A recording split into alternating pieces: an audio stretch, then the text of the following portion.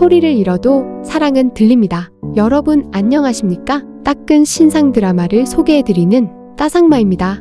여러분 잠시 힘을 내어 구독과 좋아요 버튼을 꾹 눌러주세요. 그러면 미지의 서울 쌍둥이 자매들이 앞길을 헤쳐나가는데 큰 힘이 된답니다.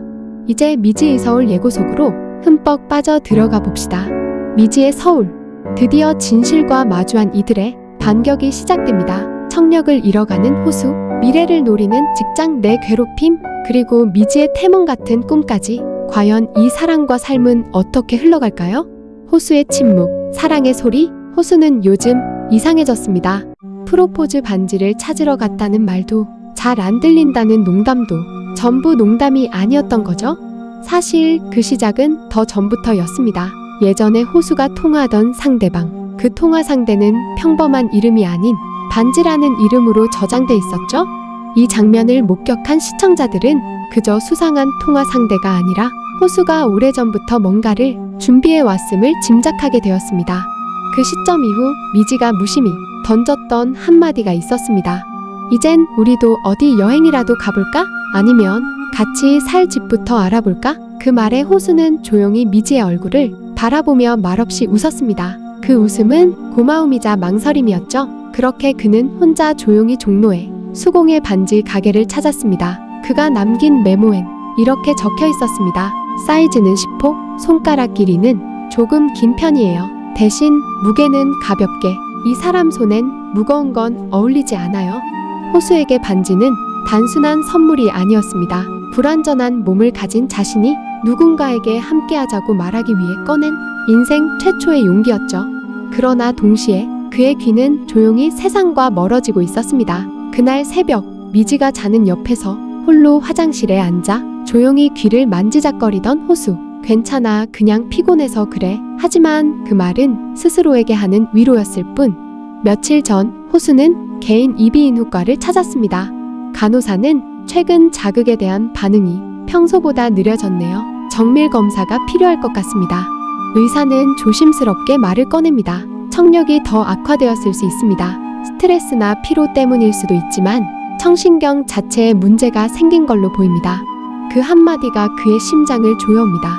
이젠 미지의 목소리조차 흐릿하게 들립니다. 그가 무서워하는 건 단 하나. 미지가 자신 때문에 울까봐. 그래서 애써 침묵합니다. 듣지 못하는 만큼 말도 줄어든 호수. 그러나 미지는 눈치채죠. 나랑 같이 있자면서 왜 혼자 아파해? 미지의 이 말에 호수는 결국 조용히 눈을 감고 고개를 떨굽니다. 그에게 사랑은 말보다 마음이 먼저였습니다. 그리고 미지는 그 마음을 귀 아닌 눈으로 읽습니다. 미래의 선택, 침묵을 뚫다. 미래는 결국 폭풍의 중심으로 걸어 들어갑니다. 그동안 그녀를 향한 시선은 싸늘했죠. 그 여자, 팀장 마음에 들려고 별짓 다 한다며? 그러나 미래는 흔들리지 않았습니다. 눈앞의 진실을 향해 한 발씩 나아갔죠. 박상영의 평판 관리용 험담, 의심하는 동료들, 무기력한 태희까지. 하지만 이제 그녀 곁엔 믿을 수 있는 이가 있습니다. 바로 한세진. 세진은 조용히 말합니다. 당신 여기서 멈추면 나중에 후회해. 끝까지 가자. 내가 도와줄게. 미래는 팀장과 국장이 공모한 성추행 은폐 사건의 증거를 확보한 뒤 검찰에 직접 제출할 준비를 합니다. 미래는 팀장과 국장이 공모한 성추행 은폐 사건의 증거를 확보한 뒤 회사 내 설치된 성폭력 신고센터에 정식으로 피해 사실을 신고합니다. 해당 센터는 곧바로 독립적인 진상조사단을 꾸려 조사를 시작하고 인사팀과 협의의 피해자 보호 조치와 가해자 분리 조치가 동시에 이루어집니다. 사내 감사를 통해 박상영 수석의 부적절한 행위와 거짓 보고, 팀장의 묵인 정황이 드러나면서 회사는 해당 내용을 내부 징계위원회에 회부합니다. 결국 박상영 수석은 징계 해고가 확정되고 회사 측이 사안을 검찰에 송치한 이후 검찰의 약식 기소로 벌금 500만 원이 선고됩니다. 한편 미래는 박상영 수석의 징계가 확정된 뒤에도 멈추지 않습니다. 태희가 비밀리에 제공한 자료는 건설사와의 유착 정황을 담고 있었습니다. 바로 최태관 국장과 신현민 팀장이 건설사로부터 수천만 원대의 로비를 받은 정황이 담긴 내부 회계 파일. 미래는 해당 증거를 사내 내부 감사팀에 넘기고 동시에 외부 고발 창구를 통해 검찰에 직접 접수합니다. 내부 징계위원회는 긴급 소집되고 언론을 통해 해당 사건이 퍼지기 전 선제 대응이 필요했던 회사는 결국 최태관 국장과 신 팀장의 직위해제 조치를 내립니다. 검찰은 뇌물수수 혐의로 수사에 착수하며 두 사람은 직위해제 후 조사를 받는 처지가 됩니다. 이 소식이 전해진 직후 회사는 마치 숨을 멈춘 듯 조용해집니다. 커피 머신 앞에 늘 모여 수다를 떨던 동료들은 입을 다물었고 회의실 문이 열리는 소리에도 직원들은 바짝 긴장합니다. 누군가는 말합니다. 이번엔 진짜 달라지겠지? 미래는 창문 밖을 바라보다 말없이 자리로 돌아갑니다. 잠시 눈을 감고 깊게 숨을 들이마신 뒤 다시 컴퓨터 앞에 앉습니다. 그녀는 이제 피해자가 아닙니다. 부당함을 바꾼 주체였고 이 회사의 공기를 바꿔낸 증인이었습니다. 해고 발표 직후 사내 분위기는 묘한 정적 속에 가라앉습니다. 누구도 겉으로 말은 하지 않지만 조심스러운 눈치와 무거운 공기가 흐릅니다. 그동안 침묵으로 방관했던 일부 동료들은 회의실 뒤편에서 몰래 한숨을 쉬고 누군가는 그럴 줄 알았다 뒷말을 꺼냅니다. 미래가 걸어가는 복도, 누군가는 고개를 숙이고 누군가는 조용히 눈인사를 건넵니다. 그 순간 미래는 이상한 감정에 사로잡힙니다.